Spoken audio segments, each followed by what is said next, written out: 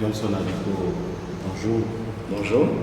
Vous êtes le président de la coalition patriotique pour l'émergence. Merci d'avoir accepté de vous prêter question de notre voix. Alors, le 23 décembre dernier, alors qu'il revenait d'un voyage où il a passé pratiquement 7 mois en Europe, l'ancien président du Parlement ivoirien, Guillaume Soro, n'a pu atterrir à l'aéroport international d'Abidjan. Un mandat d'arrêt a été lancé contre lui. Plusieurs de ses partisans ont été placés sous mandat de dépôt. En tant que président de la CPE, quel commentaire faites-vous de ce développement de l'actualité politique? Ok, merci bien.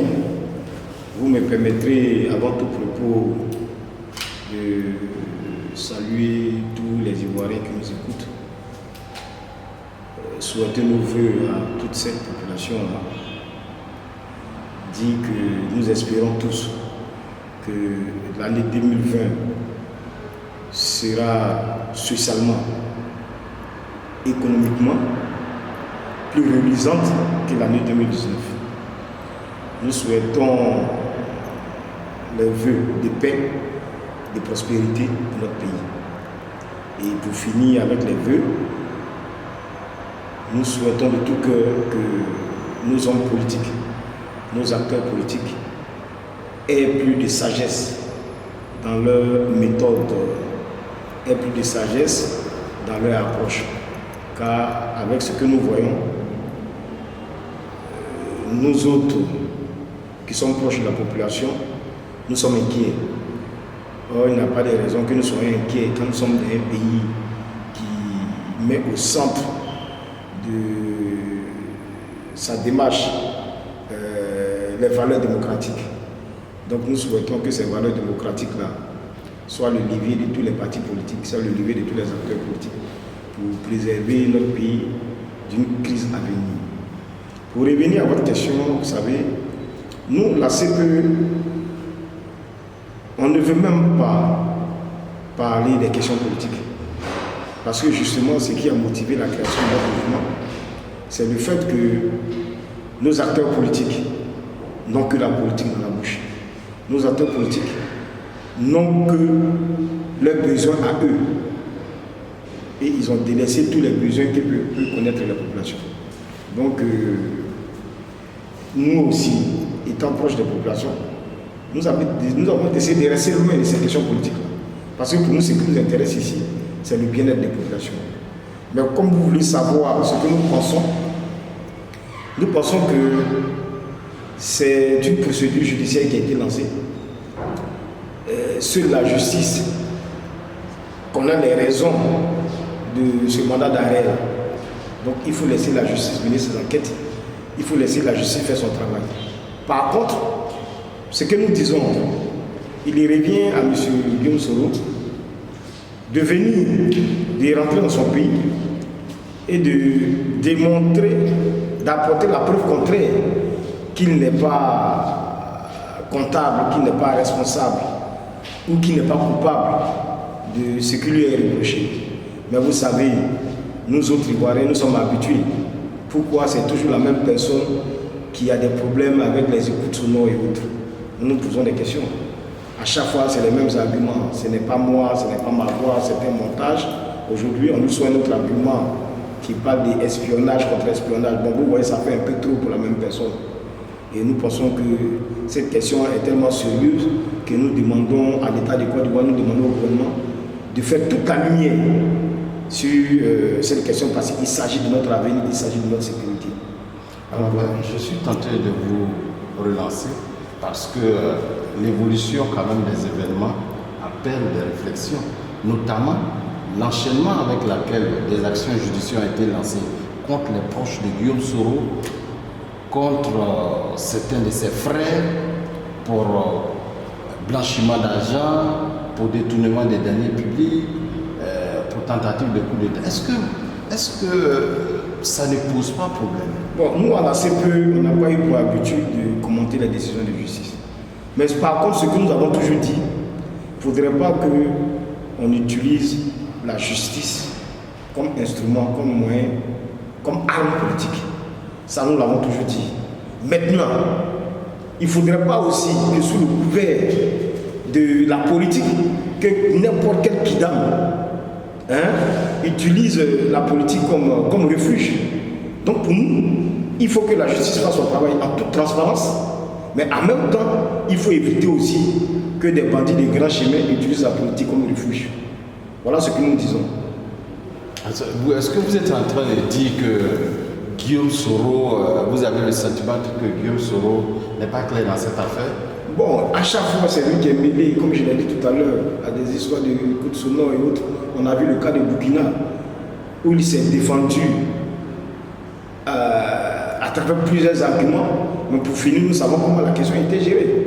Donc quand on revient encore avec des écoutes sonores, cette fois-ci, qui sont certifiées par son avocat, à la personne de maître Afoussata Bama, l'ami qui a certifié, mais qui discute sur la date de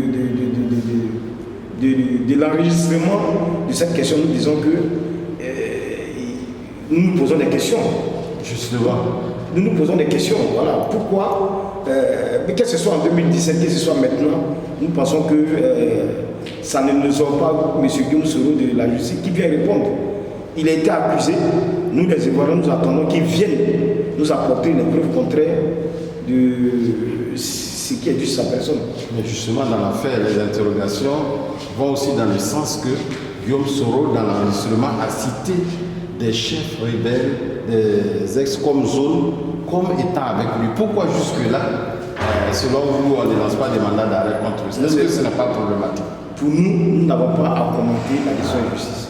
Ce que nous disons, il ne faudrait pas que la justice soit instrumentalisée à des fins politiques.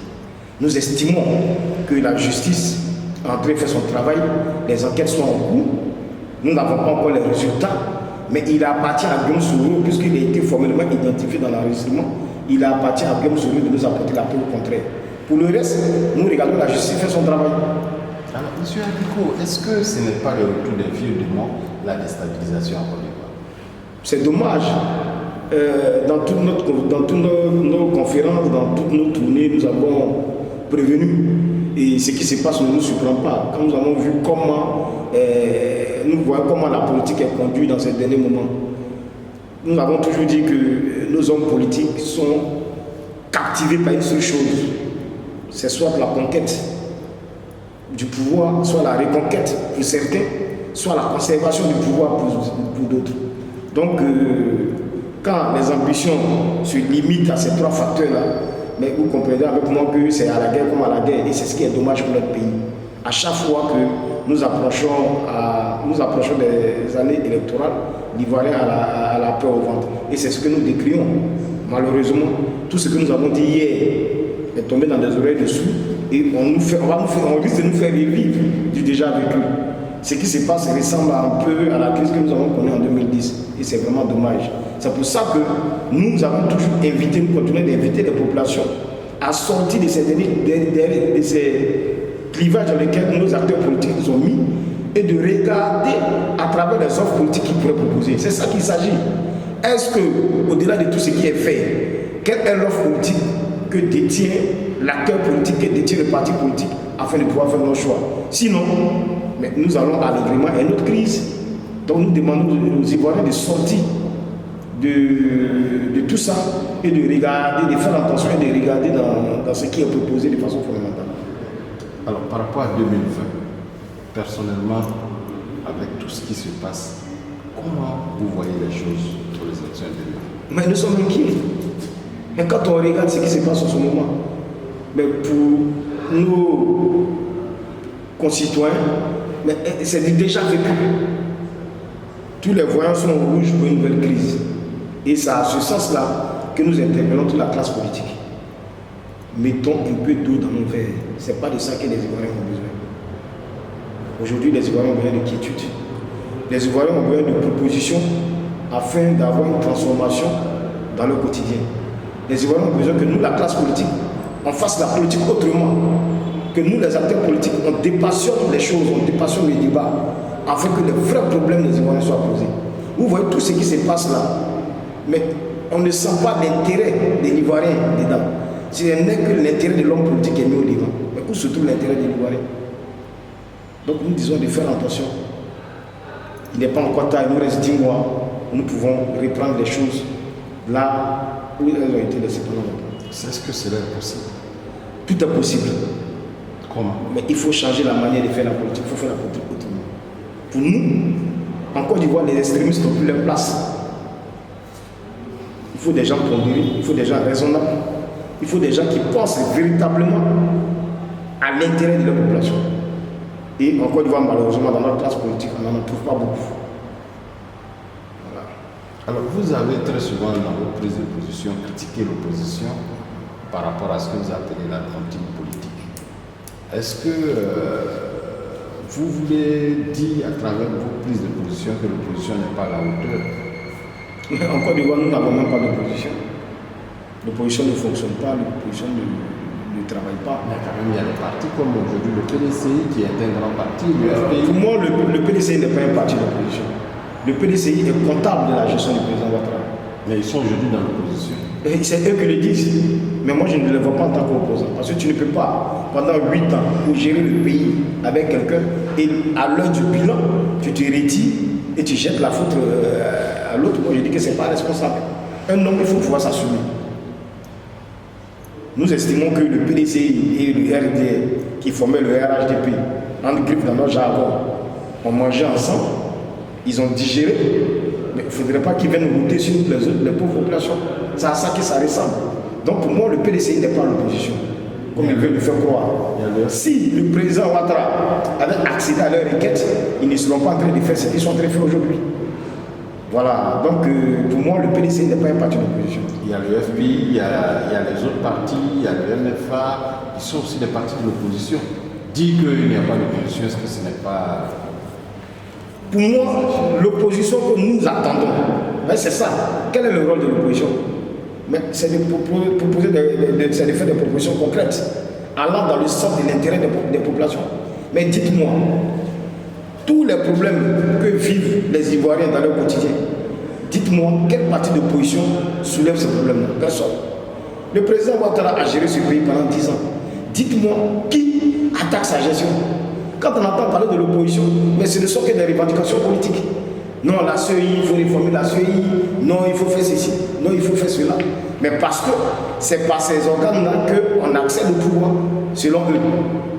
Mais allez-y dans les hôpitaux. Vous verrez combien de fois les Ivoiriens meurent. Allez-y au marché. Vous verrez comment la vie est chère. Allez-y à l'école. Tous les jours, c'est des grèves. Mais dites-moi, une opposition responsable laisserait ces problèmes-là de côté et parler d'autre chose? Moi, je dis non. Les gens parlent de non, nous sommes des babouistes, non, nous avons fait l'école des Babou Laurent, mais les gens ne connaissent pas Babou Laurent, malheureusement. En 90, quand Babou faisait son opposition, il n'est pas sorti sur la scène avec des revendications politiques. Il a mis en avant les revendications sociales, il a mis en avant le problème des Ivoiriens, il a mis en avant le quotidien des Ivoiriens. Et c'est comme ça que Babou Laurent a réussi à fédérer tous les Ivoiriens autour de sa personne. Mais aujourd'hui, qu'est-ce qu'on constate? Mais rien. C'est pour ça que la CPE est née. La CPE a décidé de laisser de côté les problèmes politiques et de prendre à bras le corps le quotidien des Ivoiriens, de les poser et d'essayer de trouver des solutions. De mettre la pression sur le gouvernement afin que des solutions soient trouvées. Justement, justement sur le terrain, que fait concrètement la CPE? Nous sommes dans la phase de sensibilisation. Nous demandons d'abord aux Ivoiriens de sortir des différentes prisons idéologiques, des différentes prisons politiques. Moi, j'appelle ça des prisons dans lesquelles les partis politiques les ont mis, et de regarder véritablement les compétences qui sont dégagées par ces porteurs-là. Ceux qui portent nos partis politiques, il faut regarder leurs compétences. Il ne suffit plus de dire aujourd'hui que non, c'est mon frère du Nord, donc je le soutiens, ou bien c'est mon frère de l'Ouest, donc je le soutiens. Ce n'est pas de ça qu'il s'agit. Oui, c'est notre frère. Mais au-delà qu'il soit notre frère, quelles sont les valeurs qu'il dégage? Quelle est la compétence qu'il a pour qu'on puisse nous confier notre destinée? C'est de ça qu'il s'agit. Donc pour nous, nous sensibilisons les populations à voir autrement comment ils pourront choisir les élus. Mais je pense que le message est en train de porter ses fruits. Parce que de plus en plus, quand vous regardez, mais tout le monde parle de la tontine politique. Tout le monde ne veut plus de la tontine politique. Et ça, c'est quoi la tontine politique? La tontine politique, c'est le fait que des partis politiques se mettent dans des alliances sans que ces alliances soient adossées véritablement à un programme de gouvernance, à une offre politique. Des alliances que nous qualifions d'alliances contre nature. C'est de mettre fin à ces différents cycles vicieux des alliances. Parce que depuis 1993, nous avons constaté que les groupements politiques sont allés d'alliance en alliance. Souvent, des groupements politiques différents idéologiquement se mettent ensemble simplement pour prendre le pouvoir sans que ça ne soit adossé à un programme, à une offre politique. C'est ce que nous appelons la tontine politique. Nous ne sommes pas contre les alliances politiques. Mais une alliance politique sérieuse doit être adossée à une offre politique. Et ce n'est pas ce que nous constatons. Alors la CPE, est-ce qu'on doit comprendre que la CPE, c'est comme En Marche? Non. Parce que En Marche... Ni à gauche, ni à droite. Non, En Marche avait un projet. Avait un projet politique. Qui était de conquérir le pouvoir. La CPE n'est pas dans cette dynamique. Pour le moment, la CPE est un simple mouvement qui a décidé de prendre les problèmes des populations, de les mettre à la lumière afin que ceux qui dirigent le pays puissent trouver des solutions à ces problèmes. Voici ce que nous faisons pour le moment. Deuxièmement, nous essayons de sensibiliser les populations sur comment choisir un parti politique, comment adhérer à un parti politique, comment adhérer à une offre politique. Parce que depuis longtemps, nous n'avons pas, quand nous regardons les grands groupes politiques qui dirigent nos pays, ce sont des groupes adossés à l'ethnie, à la religion et autres. Et c'est de ces clivages-là que nous voulons sortir de la population. Alors, 2020, c'est dans environ 10 mois. Que compte faire concrètement la CPE? Pour nous, c'est simple. Comme nous disons là, nous attendons les différentes offres politiques. Nous ne nous laissons pas emporter par les émotions. Parce que nos acteurs politiques ont l'art d'entraîner les populations dans les émotions afin que ces populations-là ne réfléchissent pas, ne raisonnent pas. Pour nous, nous sommes calmes, nous sommes sereins. Au-delà de toute la grimace qui est faite, nous sommes sereins. Et nous attendons les différentes offres politiques. Et nous allons guider les populations en fonction de la meilleure offre politique qui sera proposée. À partir de ce moment-là, nous allons donner une consigne. Voilà, donc nous sommes sereins et c'est ce que nous observons. Nous attendons. Quand les gens finiront de se battre, ils viendront nous proposer ce qu'ils ont à faire pour les Ivoiriens et nous allons choisir. La CPE se sent-elle proche de l'opposition ou du pouvoir? Nous sommes proches nous sommes un mouvement de gauche, un mouvement de l'opposition dans l'opposition, mais nous sommes très loin de cette opposition que nous qualifions d'opposition traditionnelle. Parce que notre opposition traditionnelle en griffe est une opposition c'est-à-dire qui se contente seulement de vouloir reconquérir le pouvoir d'État et nous trouvons que ça c'est dommage. Si cette opposition-là, prenant en compte nos besoins, nos préoccupations, c'est nous-mêmes le peuple qui allons dire nous avons besoin de vous. Mais telles que les choses sont conduites, avec les palabres qu'il y a en interne, des hommes de gauche qui sont incapables de surmonter les contradictions en interne et qui appellent à la réconciliation nationale, moi j'appelle ça de la comédie. Vraiment, ça fait de la comédie. Et ils veulent utiliser la réconciliation nationale comme un slogan de campagne. Mais derrière ça, c'est vide, il n'y a pas de contenu. Et nous disons non à cela. C'est pour ça que nous avons décidé d'être loin de cette opposition-là. Nous sommes loin du pouvoir et nous sommes proches du peuple. Parce que ce peuple-là, pendant 30 ans, est martyrisé par cette classe politique vieillissante qui doit aller à la retraite en 2020. Dernière question. La CPE, un parti politique demain? On ne sait jamais. Mais pour le moment, nous voulons rester un mouvement politique. Parce que les populations ont soif de changement. Les populations ne veulent plus de remplacement. Pendant près de 30 ans, nous avons assisté à des remplacements.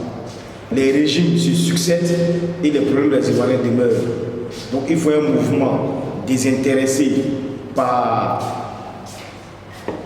la conquête du pouvoir et qui pose réellement les problèmes des Ivoiriens. Donc pour le moment, nous devons rester un mouvement pour être crédible aux yeux de nos populations. Monsieur Aliko Johnson, merci. Merci bien à vous.